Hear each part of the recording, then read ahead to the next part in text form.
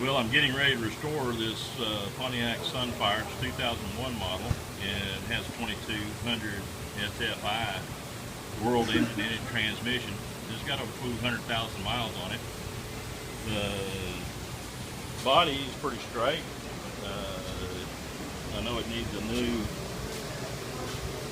right rear tire. The tread on it's good, but it was defective actually when it was bought, and they won't warranty the tire, and so that tire's got to be replaced. She needs to be polished out and waxed and everything. The interior is good. This car is not for sale. This was my old work car, and when I restore it, I plan on putting a super engine. It's got a little body damage right there that's got to be repaired. And but other than that little bit of body damage back there, she's in really good shape.